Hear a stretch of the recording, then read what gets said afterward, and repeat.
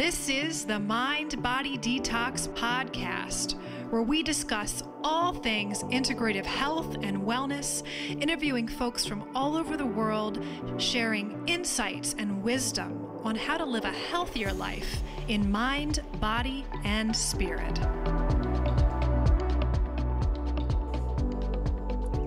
Welcome back to the Mind Body Detox Podcast. I'm your host, integrative intuitive medium, Kara Lovehart. And this is an episode for the helpers out there, those who consider themselves a healer, those who are maybe potentially running into burnout or compassion fatigue, if you're experiencing any of those symptoms, and also just in general, trauma healing and trauma recovery. We're going to touch base on that today as well. So if you have any experience in your background with trauma, we want to let you know ahead of time at the beginning of this episode that there could be potential triggers in just talking about the topic in general. So just so you're aware, this podcast today is also, we're going to be discussing information that's just for informational, educational purposes only. Our guest today is a psychotherapist, so the information today is not going to be considered professional advice or treatment. So we highly recommend that you reach out to your local mental health resources. We will share information, of course, in the show notes or any of the information that you would need for contacting any professional in your area. And if you know someone who is also struggling or in danger of hurting themselves or others, we'll also put that information for you too, because we are facing a mental health crisis in our country. And that is why I felt very called to do this particular episode today with our guest. So again, this is going to be an amazing episode for education, information, giving you some resources, and just bringing awareness to some of the stuff that we deal with as healers, as helpers with burnout, and then in general, just information about trauma and healing through that. So without further ado, our guest today is Miss Allie Kokert. She is a certified spiritual director, a licensed psychotherapist, and resiliency coach. She is passionate about trauma-conscious care to reclaim resiliency in mind, body, and spirit. And Allie serves seekers at her spiritual direction practice, Root Grow Thrive, where she offers mind, body, soul care, and dream work for women and beyond. Put information for how to reach her as well. But she's also a psychotherapist at her private practice, Root Growth Counseling, and she offers psychotherapy and integrative mental resiliency support for helpers and healers in Pennsylvania and beyond the local Pennsylvania area. So I was so happy when I met Allie because I've been looking for someone who is not only trauma aware, trauma informed in their practice, but someone who is a psychotherapist and has a mental health background and training and integrates in some of these mind-body practices. So we'll talk about here later on some of the other things she offers, but in general, it's so important for us at this time and to integrate more in. And I think that not always is a one-size-fits-all approach for our mental health. And so Allie is just so amazing. She has a lot of extra information and training in integrating these practices, specifically the somatic practices, which if you listen to any other podcast episodes here, you know I'm super passionate about that. So without further ado, let's welcome in Miss Allie Kokert into the show today. Hi, Miss Allie. Hey, Kara. So good to be here. So good to be here. Thanks for having me.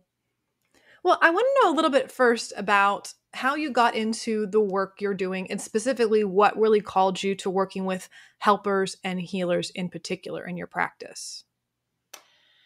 Yeah, it probably isn't a big surprise, being one myself, that I ran into burnout multiple times, and I basically got to a place having, about 10, 15 years into working in mental health, group practice, agency work, that kind of thing, and finding that, it wasn't a sustainable position for my soul.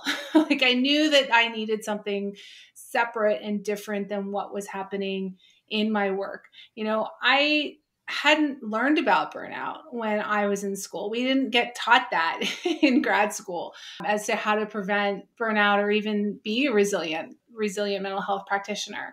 And so I was, very privileged enough to take a year off sabbatical where I was able to center in on what mattered, going back to my own therapy, I had been in spiritual direction since I was a kid. So continuing my spiritual direction, but specifically for vocational health and figuring out what was in alignment with me and what I needed to do. And I realized that burnout had been speaking to me in many different ways in my life as to like actually trying to tell me, where my path was.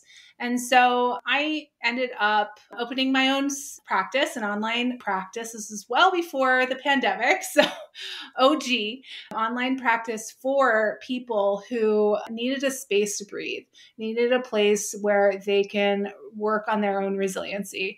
And within that was overlapping my own graduate work in spiritual direction and soul care. So during that time, I was really expanding my offerings to, at that time, specifically women in ministry and women in caregiving professions reclaim their sort of soul from a spiritual perspective. And so it all comes personal. I also, I grew up in a family of healers, physicians. I have, physician father and brother and a grandfather. I mean, nurses, my mom, my grandmother, it was all over growing up. So I was really embedded from an early age into the need to give back and be of service. And yet I also saw the other side of it, of what that does to folks who have that call in life to give back, yet they also need community and balance to make it a sustainable life and vocation. So that's just a bit, it's a long story, long story long, but in general, it's because I've been there. It's because I've been there. I think for all of us helpers and healers, that's truly the path that, wakes you up and pulls you into that, is something in your life calls you and you've been through it a lot of times yourself in some capacity. So I think that's always interesting how we each get called to whatever line of work we're doing. But I find it interesting that you grew up around all these healers and helpers. And was there awareness of compassion fatigue, of burnout, of seeing that? Then did they talk about it? Was that a term at that time? Because it didn't seem that it came mainstream until even COVID, that it was talked about more, like we having all these nurses and doctors that are burned out from being in there with so many hours, where, staff is a problem in these facilities. So I'd love to know more about if that was something that there was awareness around at all. That's such a good question. I don't think so. I think historically, if you look at medicine, and in particular, we're talking about Western medicine here, there was a lot of support, cultural support and community support around physicians and physician families back in the olden days, pre-insurance based system that we have here. Okay. And so similar to even pastors' families, there is an embracing of a certain culture of what a physician is in a community. And that was, kind of just the history. And then things shifted, when insurance systems came in, and there's multifactorial reasons as to why this is the case now, but it became more of a job, and less of a call and vocation as a healer to be in Western medicine as a physician. And so even just going into residencies now, they do talk about balance. They talk about, where are you going to find resiliency? Most residencies these days know about teaching about burnout, in part because of the need. People were suffering for a long time. And that goes probably a similar model across other healing modalities, and certainly across spiritual care modalities, chaplaincy, and people in clergy, and people in ministry. You see a similar situation happening where there's been a deconstruction of what it meant to be that, and therefore that really affects identity. It affects a lot of things, but it can really contribute to burnout. I was just getting goosebumps when you're talking about the line of work being a calling, and it's been almost stripped away from that to be more of a vocation, just a job. And I got goosebumps because I feel so passionate about, just happy that you're doing the work you're doing, because it seems like it's very supportive and bringing that soul back in. But also community in general and that anchor for all professions, I think, has been taken out. We don't have that support in there's the time's not there. Families are not just families, but even community gatherings and things like that. So I'm really curious why Root Grow Thrive was your business name, but my brain goes, because that's so important in community foundation anchoring to root yourself. So I'm just curious, by the way. Oh, I love that you asked about the name. Yeah. Oh, it's one of those things like, I wonder if anyone would catch that. Of course, Kara does. You totally right. Like, it's not just a model that I use. Like, you can't thrive without having roots, right? I mean, we know that inherently and intuitively. But we often see models in the world where we're running on empty out here trying to thrive when we haven't rerouted down into our bodies, into our soul, into what it is that gets us really connected. And usually that doesn't have to do with stuff, with work, with outward expression, but rather the inner work.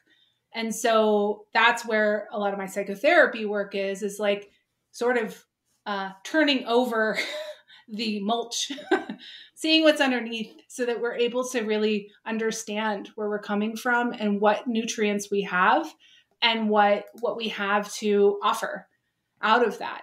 Because we can't do thriving work without doing the inner work first. Yep. For those of you who've, of course, listened to these episodes before this one, know that this is kind of the main foundation of everything that we talk about and everything we do. And that's why when I met Allie, I was like, oh my gosh, yes, yes, yes, yes. Because that's really my journey too, Allie, was not being attached to my body, not having the community. And coming from a Brethren family and the property that we have Firefly Hollow on, it's been in our family for 6 generations. It was always people gathering and coming together and supporting each other. And as that foundation diminished, and it changed everything. And I know this isn't just in my life, but it's echoes out. So as I really kind of pulled back to my roots, the roots, and realizing, oh my gosh, what did they do that was supportive? And we started to support that. The foundation of what we do at Firefly and Mind Body Detox in general, the whole process is we need that community. We need that foundation. So I just love that so much because it is where we can then grow and thrive. So I'm so happy. Right. I'd love to hear that your business name. It's so cool. Well, I know some people, when we talk about being a helper or being a healer, specifically the word healer, some people don't identify with that word, but I'm curious for our audience, what can a helper be? Not just someone who is, some people think a healer of some spiritual person or someone that is a counselor in general. What is the different ways that someone can be a helper or healer, even if it's not for their vocation?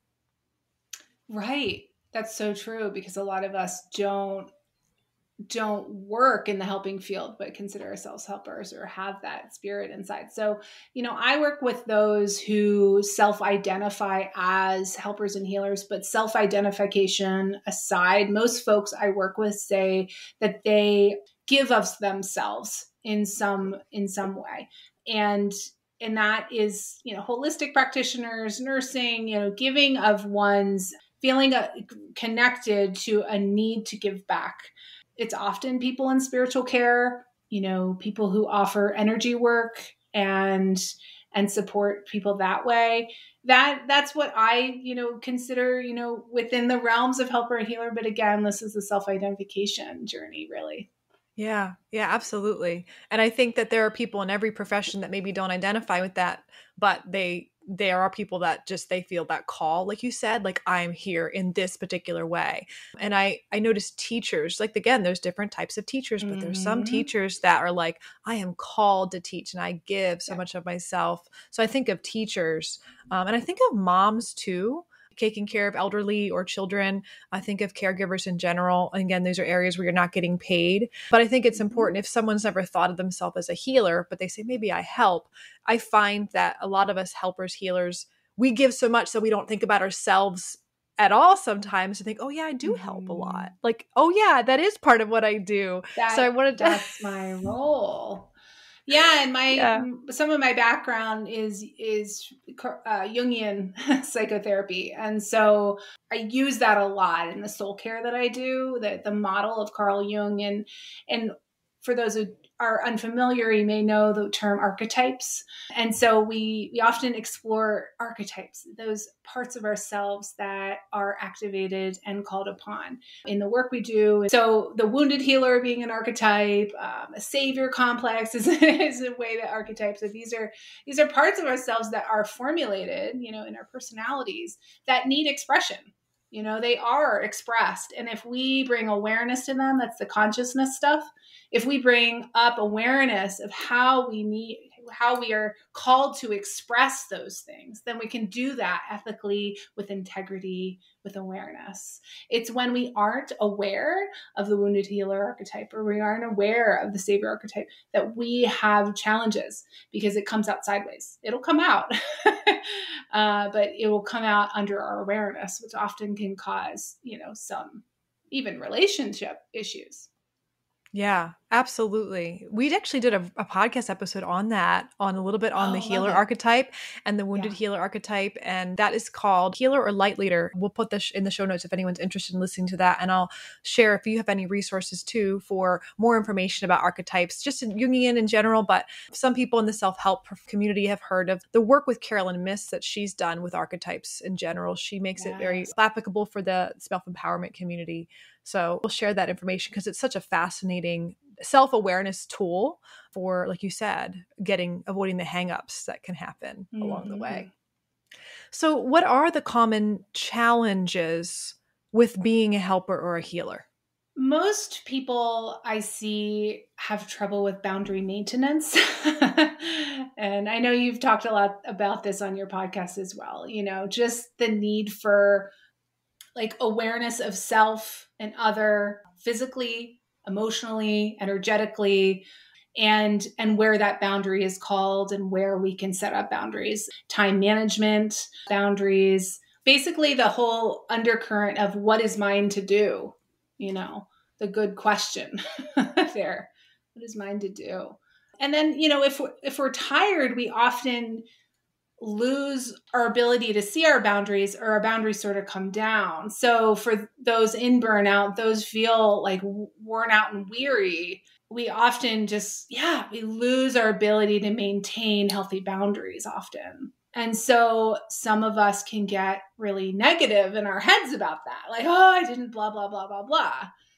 And that's not helpful either, right? That's not really particularly helpful in making you feel better or more rested or recovery, in that sense of self-nurturing that we need. So it really goes back to that self-awareness and that consciousness. And, I also, just a shout out to us, our HSPs and empaths out there, psychics, that's always on our mind, right?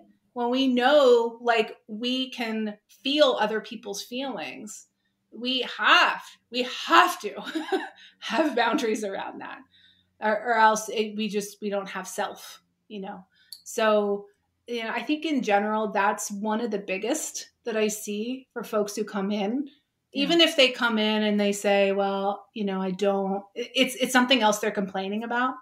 Yeah. More likely than not, there's some boundary that's been violated, or that they're unable to shore up for some reason. Yeah. I love that you said about the empaths and HSPs about, if we don't have boundaries, we don't have self. And as I've done a lot of healing through my journey as an empath and learning to manage my gift as a psychic, so I'm not overwhelmed, it all is boundaries. It's all boundaries, but it's all also anchoring into who I am as a person.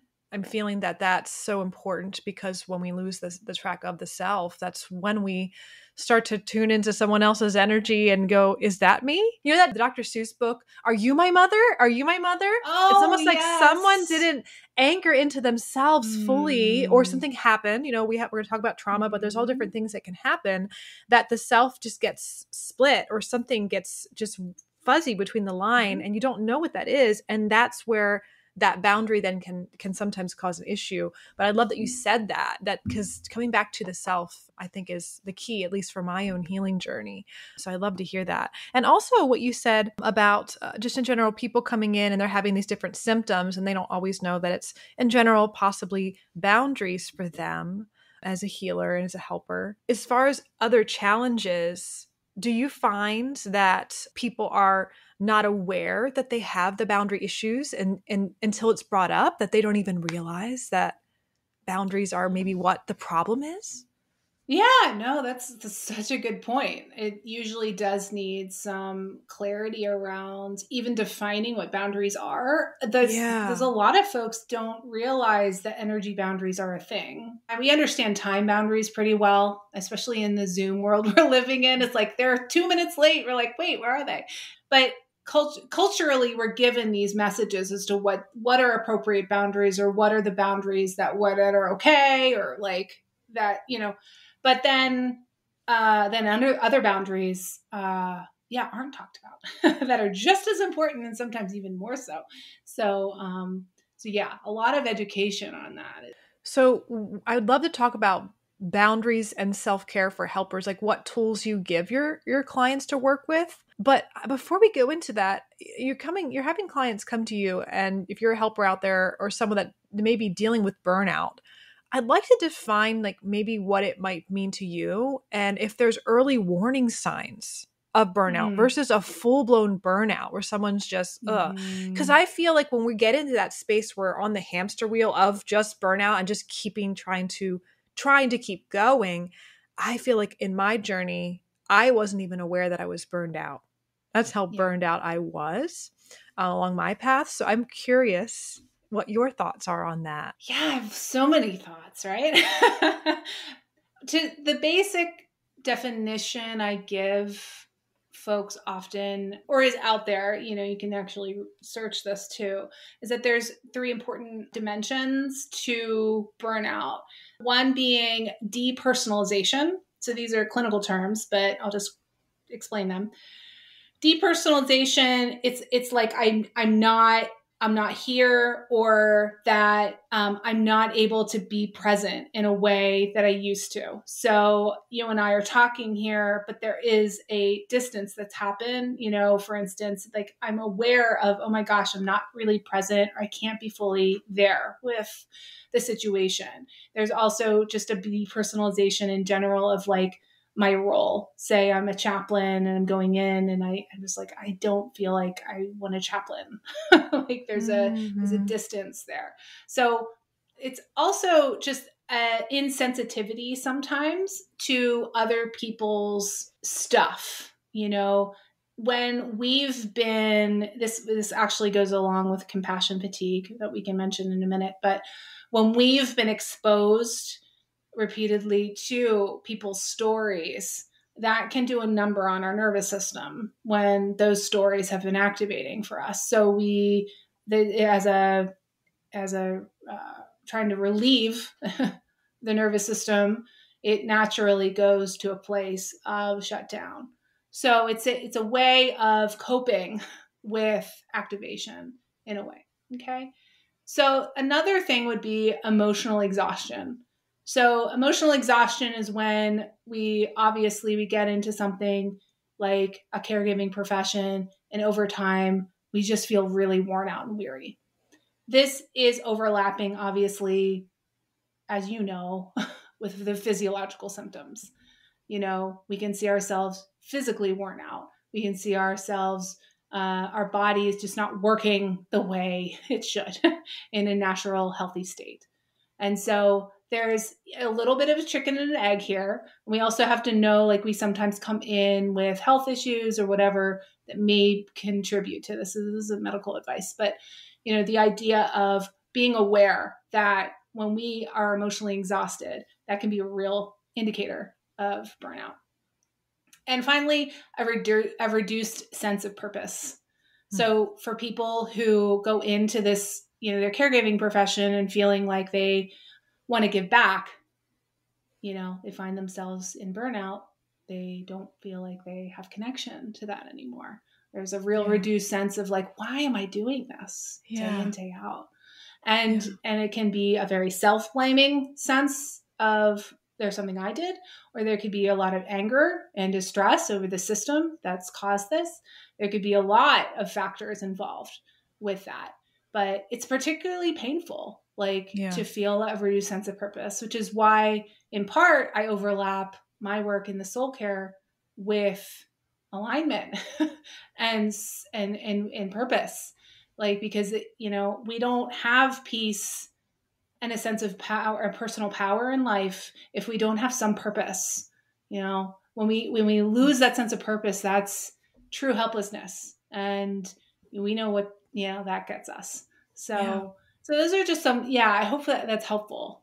That's amazing. And I'm thinking about how many people maybe have gone through burnout, and, that whole, you're sharing about, maybe this isn't my purpose anymore, and maybe questioning that their calling, that doesn't feel like they're calling anymore, and how that really, the soul does cry out, like, what do I do now? And it can lead to all different types of things, that not having awareness about burnout being a thing. And that might be potentially why.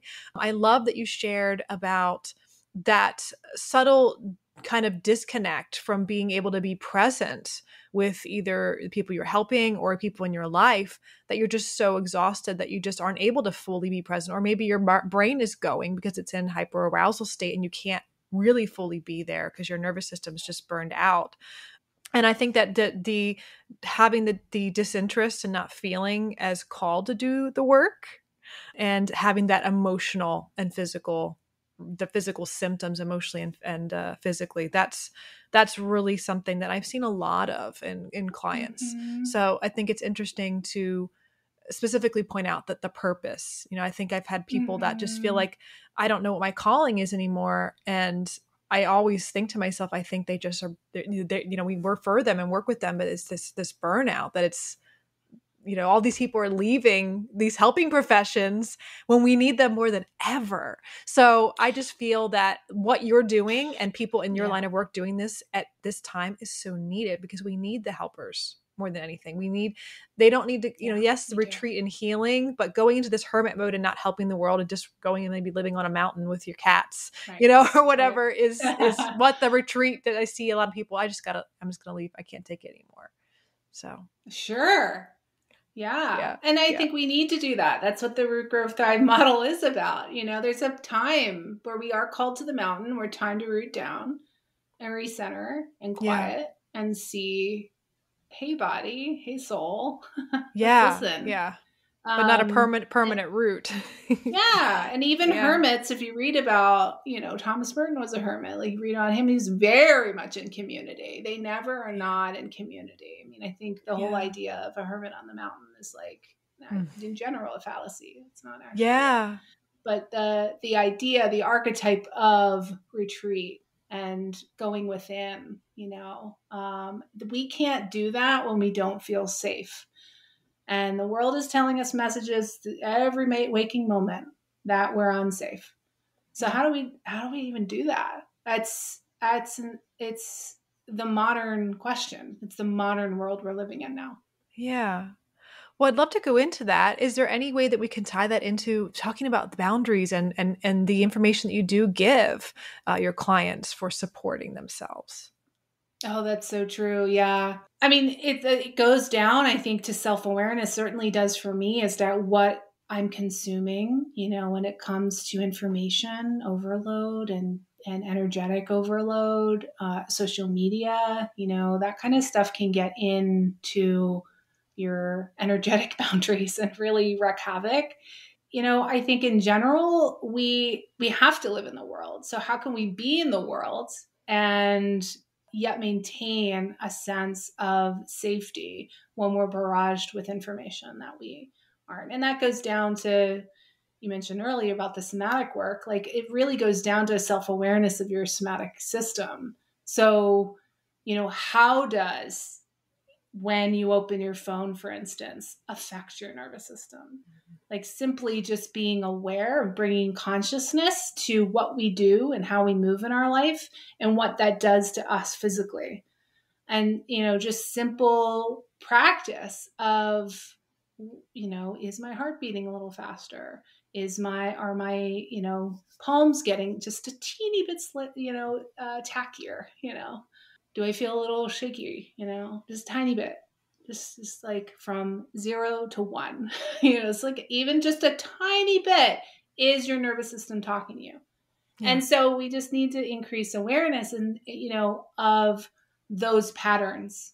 When we continue to live without consciousness about those patterns, we get into chronic stress mode. It just keeps happening and building and building. And your body won't feel safe then. It will always be on. Yeah. And that's why I think a lot of times we feel victimized by it, because we haven't been offered the tools or the education or even the awareness that we can do something about it. And I think that's why so much of our collective consciousness feels that they are disempowered, that they can't do anything. So we have this kind of uprising collectively I've watched since the last 4 years of people in a good way, when there's uprising, the whole collective soul is crying out, like, we want to have control again. Really a reflection of the self in some way. How we need to have control of ourselves, our nervous system. How do we learn to deal with all that? And yeah, I think that's really, really very important. So what are the other tools that maybe you would work with clients that in general, I mean, everyone's very different. So again, this is educational, informational purposes only, folks. But in general, what are some common things that you do also give for setting and creating healthy boundaries, and where to start for your clients? First, noticing your nervous system. That can just be simply waking up during your day and saying, hello, how do I feel? Let's have just a brief check-in. And when we orient ourselves to our experience on a sensation level, that's an immediate boundary that's being set, believe it or not. Because I am orienting myself to self. So if my consciousness is geared towards the self, that means that there's another, right? So the more mindful we are, the more often boundaried we are. Of course, we want those boundaries ideally to be flexible and malleable and playful and joyous. They also need to be really firm too, and in alignment with your integrity, with your ethics, and all that. So when I teach about it, we talk about time boundaries, relationship boundaries. Usually there's 1 or 2 areas in folks' lives that they can be like, yeah, that is the place in my life where I feel most stressed. Okay, so let's talk about ways that we can bring some both awareness around, bringing awareness, say it's a relationship. Oh, my relational boundaries are so bad. Okay, so can we get to a place of self-awareness of what is my body saying to me in that relationship?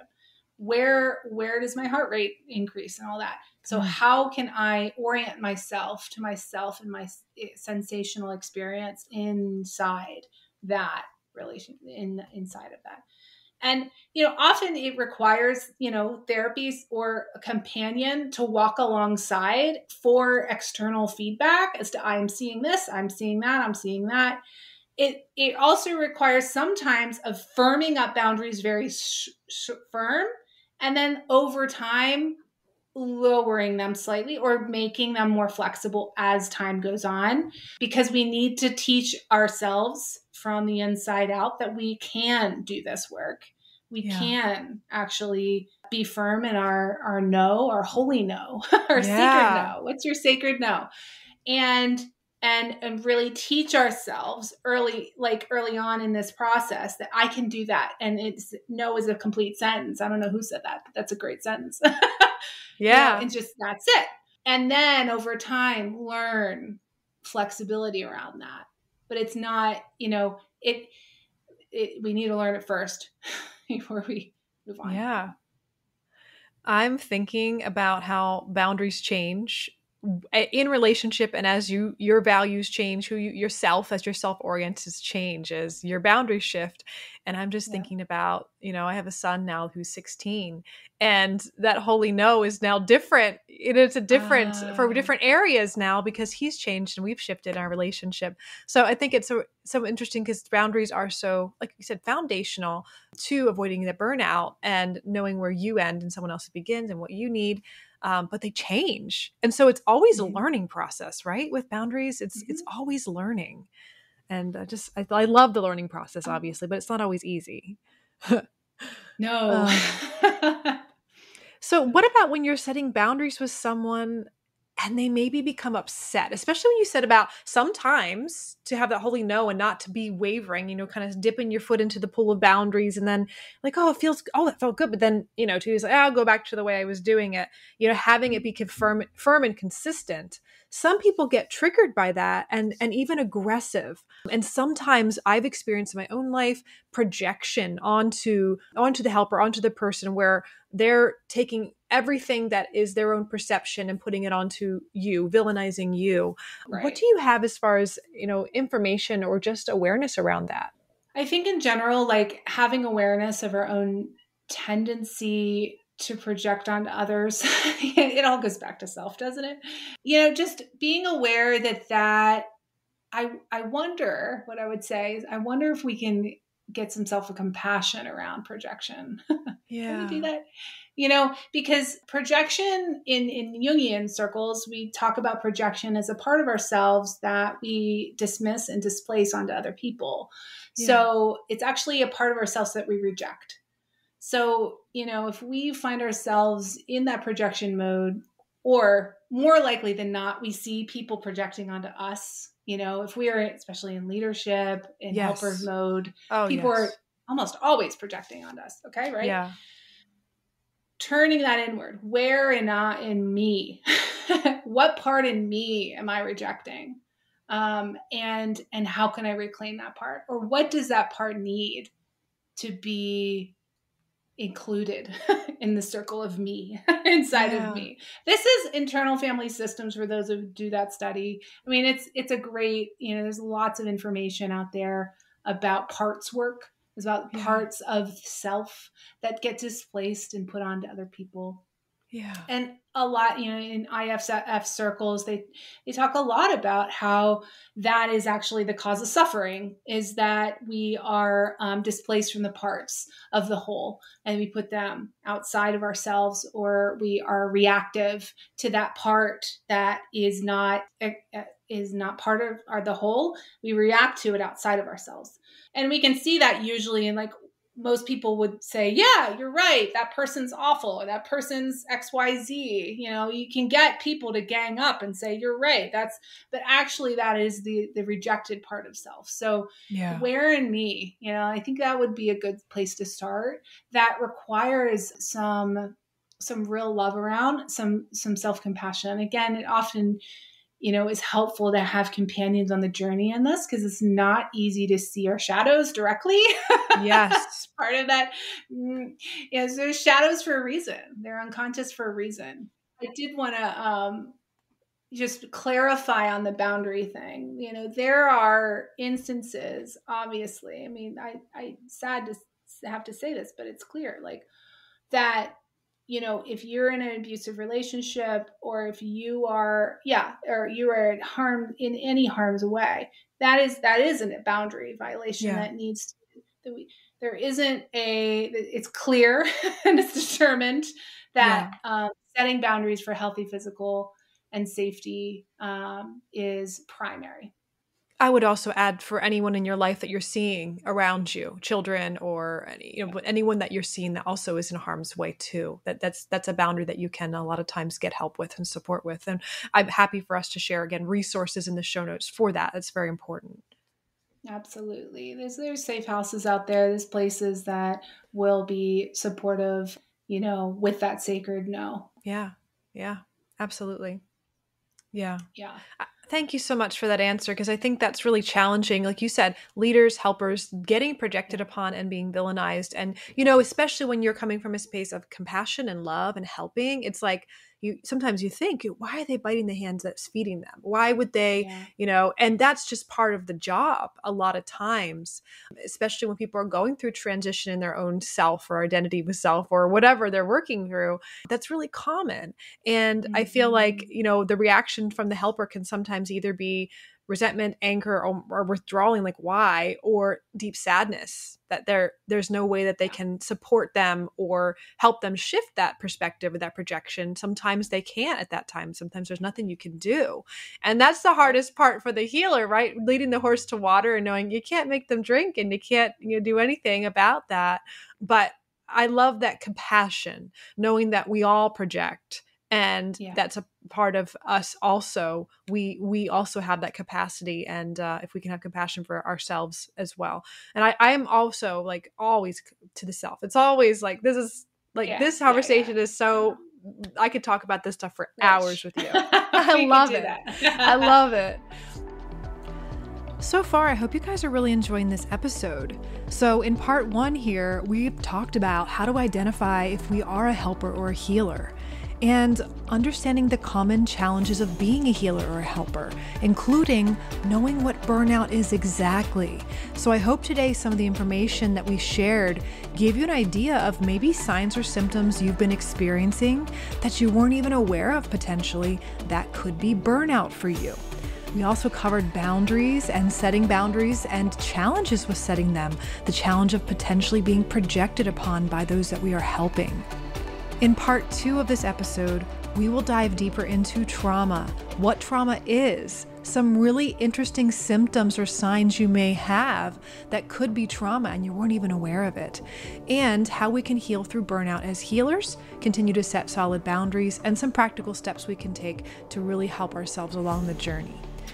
So originally, this episode was going to be posted much later than it is, but I decided to move it up in posting because coming up on April 10th of 2023, Allie is launching a course that I feel that's so important to share with you all, and I didn't want anyone to miss it. It is a 4-week course for trauma-conscious spiritual care practitioners. So if you are someone that is a Reiki practitioner, a psychotherapist, a nurse, someone that is working in the healing profession, in the helping profession, so I highly encourage you to check out this course. Again, it is online, and you can connect with other helpers in the profession as well. And there are scholarships available for the course. So check out the show notes to learn more about that. And we'll see you in part 2 as we dive deeper into trauma and healing burnout. Thank you for listening to the Mind Body Detox podcast. We wish you wellness and health in your mind, body, and spirit. And be well until next time, my friends.